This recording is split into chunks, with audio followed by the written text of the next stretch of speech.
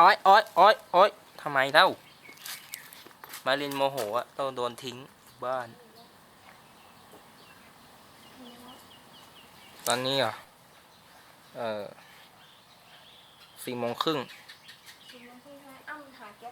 โอเค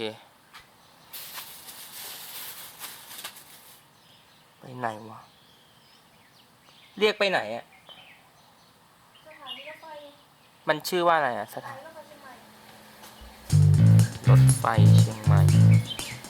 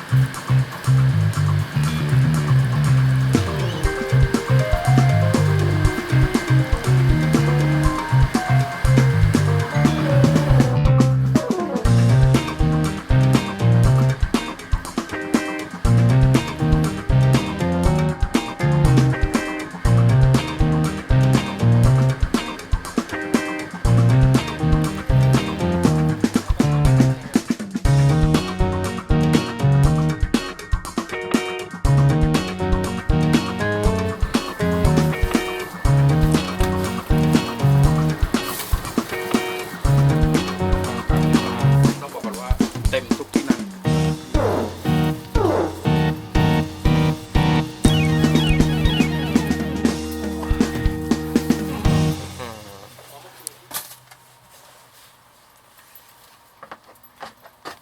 รอบดึกมีมาม่านะ โอ้เยี่ยมเลยครับ น่าสนไหม สนครับ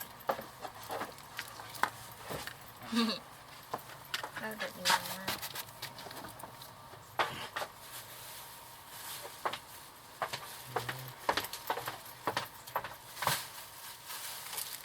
โชคดีนะเนี่ยเอามาจากบ้าน ผัดไทยกุ้งสดไม่ใส่ถั่วไม่ใส่ถั่วงอกไม่ใส่เต้าหู้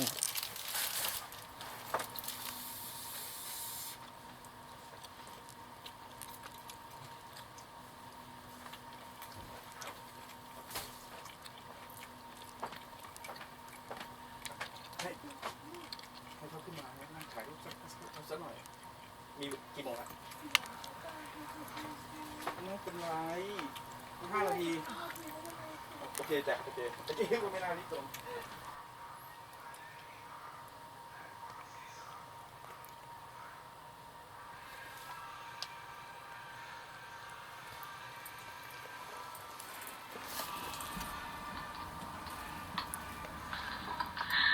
สวัสดีค่ะท่านผู้โดยสารทุกท่าน ขอต้อนรับทุกท่านสู่การรถไฟแห่งประเทศไทยขบวนรถด่วนพิเศษอุตราวิถีขบวนที่10นำท่านเดินทางจากสถานีต้นทางเชียงใหม่ สู่สถานีปลายทางกรุงเทพพวกเราพนักงานประจำขบวนรถขอแนะนำท่านผู้โดยสารเกี่ยวกับการบริการ และการรักษาความปลอดภัยขณะโดยสารค่ะตู้โดยสารของเรามีห้องสุขาอยู่ทางตอนท้ายของตู้โดยสารหรือใกล้กับเตียงเบอร์40ห้องสุขาจะเป็นห้องสุขาที่ทันสมัยสะอาดสะดวกและเป็นระบบปิดเป็นมิตรกับสิ่งแวดล้อมโดยท่านสามารถใช้ได้ในขณะที่รถจอดได้ตลอดเวลาและภายในห้องสุขาจะมีปุ่มไฟสีเขียวเพื่อกดชำระโถสุขภัณฑ์หลังใช้แล้วทุกครั้งค่ะ15-16ครับผมน้องปอจ้ะ15กรุงเทพ16กรุงเทพครับครับผมดีครับ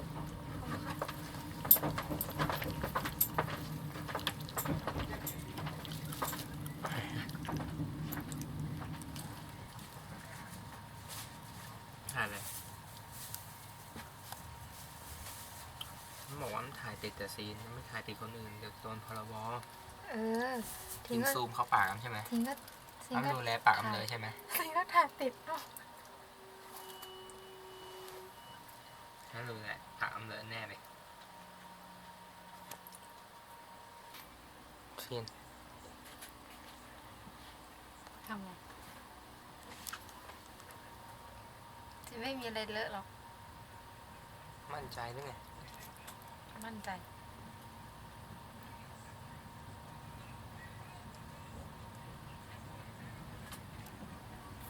ไม่เลอะหรอก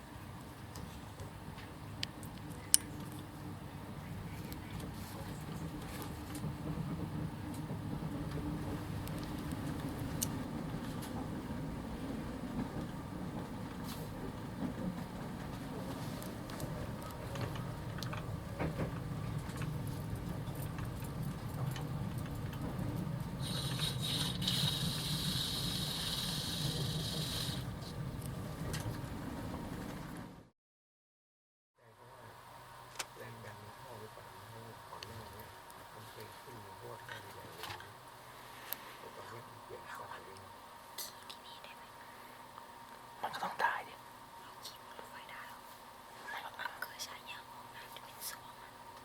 ไม่เคย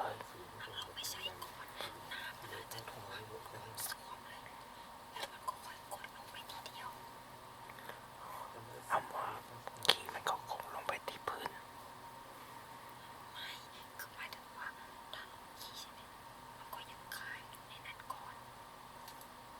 แล้วมันไม่ออกมา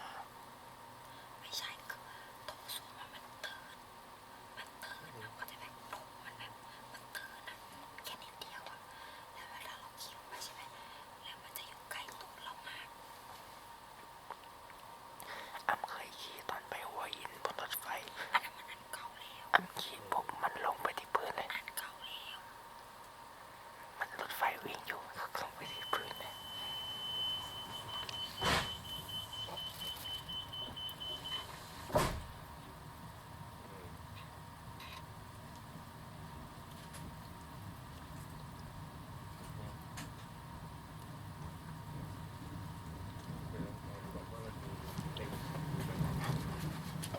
30 ครับ โอเค ไอ้ที่เราเก็บตังค์ครับ 13ไม่ใช่หรอสลับกันของ ปกติมันว่าเรา13เอง ใช่ เขาคิดเป็น30เนี่ย มันสลับกันแต่ว่าข้าวเหนียวมะม่วง6 บาท อาจจะ16อ่ะ60 13 30อ๋อหลักการของรถไฟ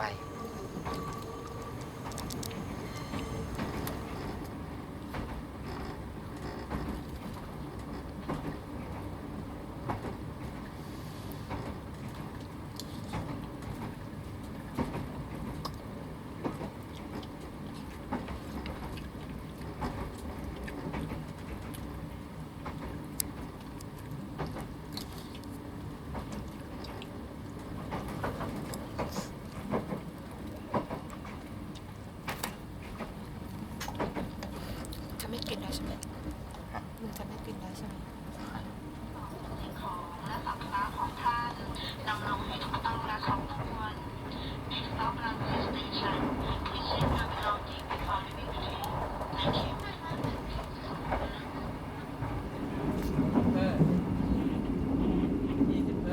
ไม่บอกมีคนไม่บอกไม่ได้ใส่ชื่อไปแล้วไม่รู้ว่าต้องหากลับบ้านด้วยได้ไหม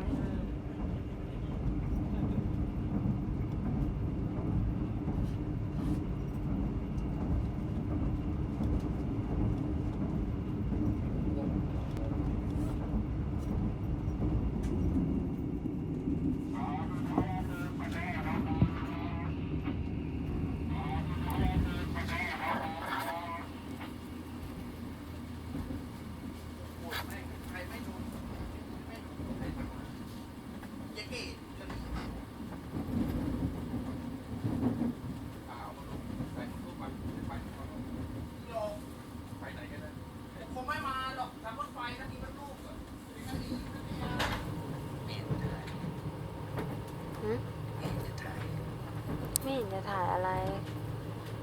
ไม่มีเสียงเลย เรคคอร์ดแล้ว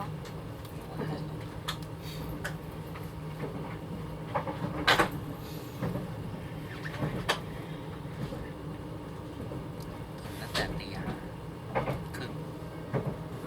ตื่นเอง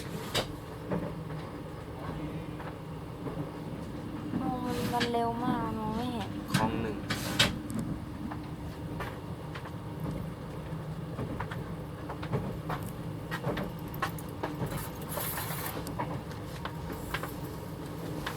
โทษครับ ไม่เป็นไรค่ะ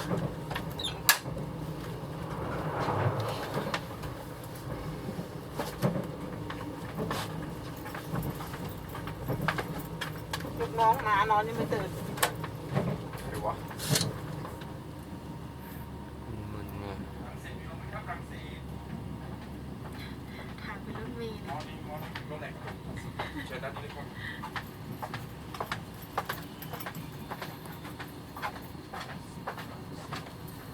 ที่ สถานีรังสิต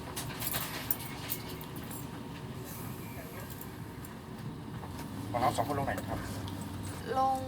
บางซื่อ คนซื่อโอเค ลงเส้น ไม่มีครับ มีแต่แบงค์รอง หรือว่า มีเศษประหลาดเหรียญก็ได้ หรือว่าโอนได้ไหมหรือว่ายังไงได้บ้าง ลองดูกับมีเหรียญมัน ยังไม่พอครับ เอากระบอกซิมาหน่อย ดีเนี่ย เออ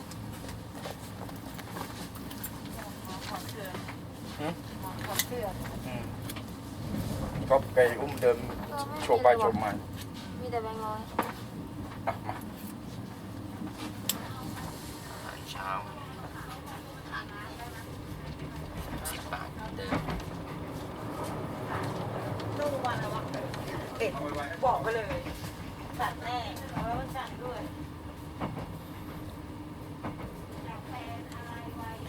นี่กินทีละคำก็พอ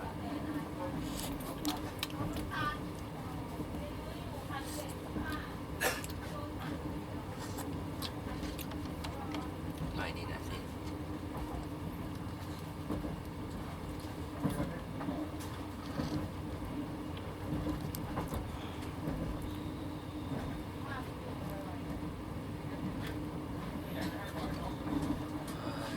ชิวๆ ท่านผู้โดยสารโปรดทราบสถานีที่ขบวนรถจะหยุดรับส่งผู้โดยสารต่อไป คือสถานีชุมทางบางซื่อ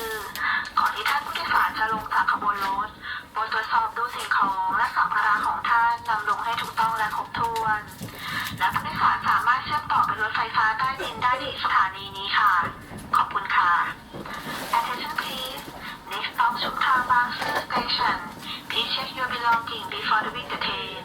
and the passenger can connect to MRT at this station. Thank you.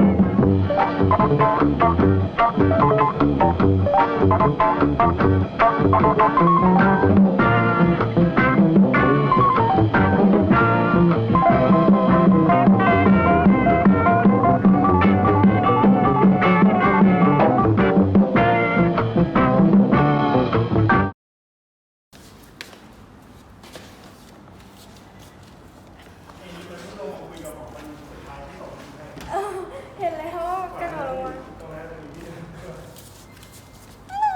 มันคงโกรธ ทำไมอูโซอ้วนจังวะ ทำไมหวยนี้มันเป็นอย่างนั้น ทำไมอูโซอ้วนขึ้นวะ ก็บอกแล้วว่ามันเลี้ยงดี อ๋อ เฮ้ยหัวอันนี้มันเป็นอะไร หัวมันอะแบะดิ เขาใส่ยาอันนั้นให้ เอาเหรอ ไปจ่ายตังค์ไป เอาทำไม เอาไปทำอะไร ทีกัน